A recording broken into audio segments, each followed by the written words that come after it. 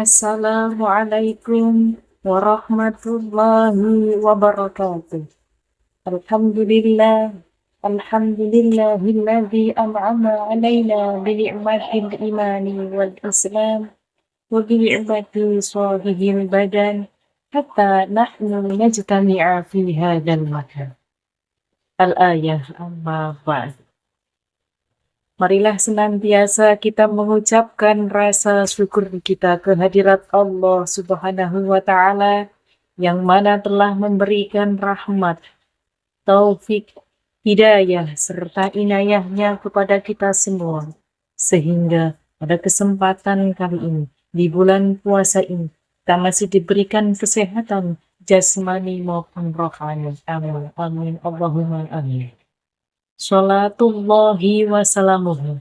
Semoga abadi terlimpahkan kepada baginda kita, revolusioner akbar kita, yakni baginda Muhammad sallallahu alaihi wasallam yang telah membimbing umatnya dari zaman kegelapan menuju zaman yang terang benderang. Yang zaman yang kita alami sekarang ini, minadunya ila yaumil qiyamah. Amin, amin, Allahumma amin.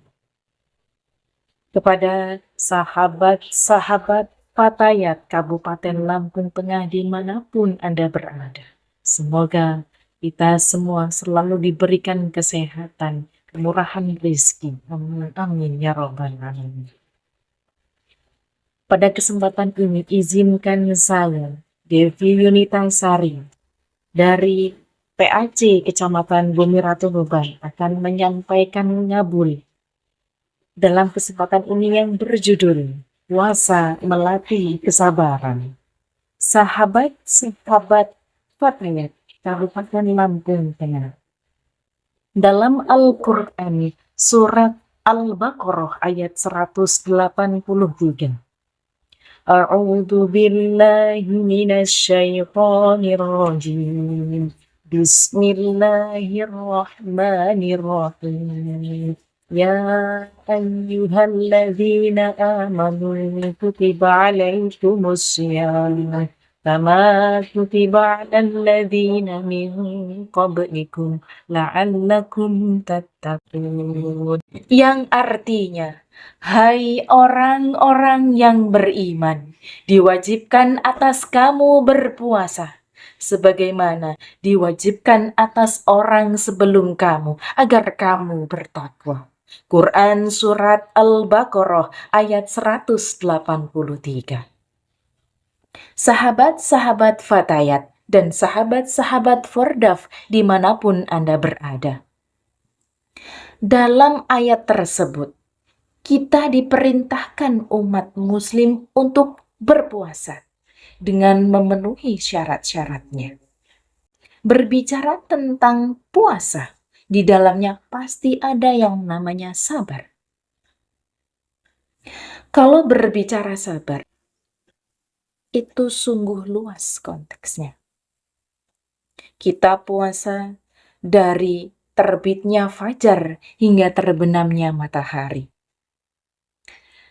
Puasa itu tidak hanya menahan lapar, tidak hanya menahan haus, tetapi juga menahan hawa nafsu. Kita yang sedang berpuasa sabar menunggu azan maghrib. Jika ada makanan di depan kita, ada minuman, ada kolak, ada chicken, ada nasi, dan lain sebagainya di depan kita. Kalau kita sabar menunggu azan maghrib, pasti kita akan memakannya setelah azan maghrib. Tetapi kalau tidak sabar, makanan yang tidak ada di depan kita, pasti kita akan cari karena kita tidak sabar. Di dalam kulkas dicari, di dalam lemari akan dicari. Karena apa? Karena tidak sabar. Coba kalau kita sabar, hanya dengan segelas air putih, menunggu azan maghrib, itu luar biasa nikmatnya. Luar biasa. Sungguh menghilangkan dahaga kita selama sehari menahan hawa lapar, hawa nafsu, dan lain sebagainya.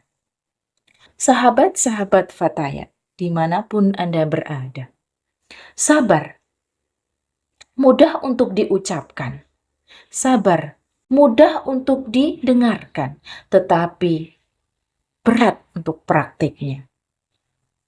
Jikalau ada saudara kita, jikalau ada kerabat kita yang sedang terkena musibah, yang tertimpa ujian, kita pasti akan mudah untuk bilang, sabar, ini ujian, sabar, ini cobaan dari Allah.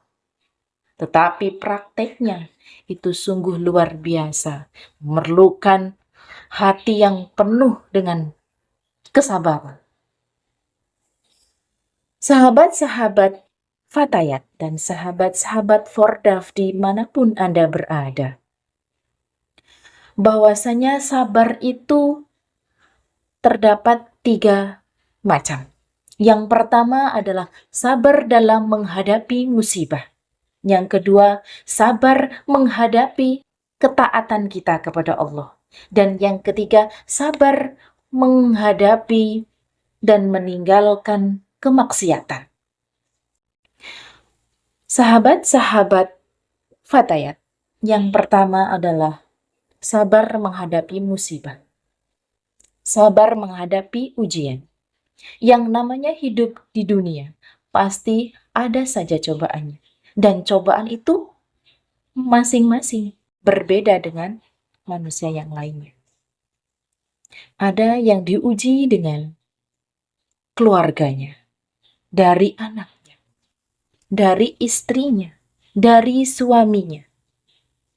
Bagaimana kita menyikapi musibah tersebut dengan sabar. Konteksnya dengan puasa. Itu tadi, kita harus sabar menunggu azan maghrib. Apa yang akan kita peroleh dari sebuah kesabaran? Yaitu kenikmatan tersendiri dalam hati kita. Punya puasa itu sebagian dari sabar.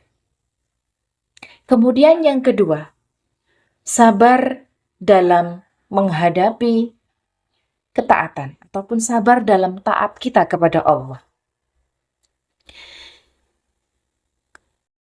Sabar yang ketiga, yaitu sabar meninggalkan kemaksiatan.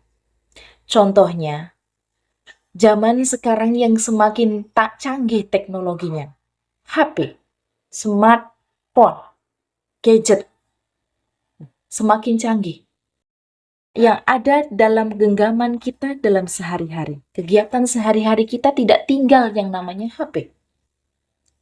Mudah untuk mengakses segala macam apapun itu. Baik dan buruk itu tergantung di tangan kita.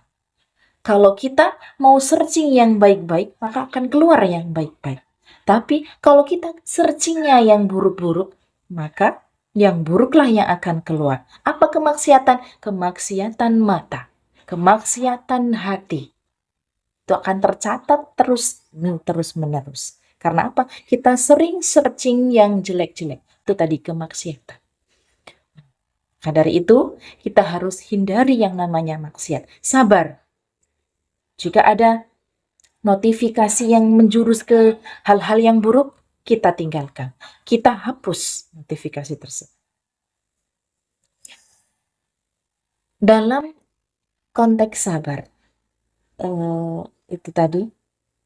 Kemudian dalam puasa ini, biasanya 10 hari dalam Ramadan, 10 terakhir dalam Ramadan, itu umat muslim yang tadinya banyak di masjid, banyak kegiatan di masjid, sekarang pindah kegiatannya tersebut. Kemana?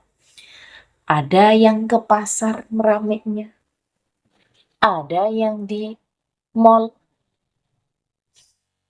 lagi yang ramainya di pelabuhan, di terminal. Karena apa? Orang pada mudik ke pasar beli baju, beli kue, perlengkapan Lebaran, ataupun perlengkapan Idul Fitri. Berbicara tentang Lebaran dan Idul Fitri.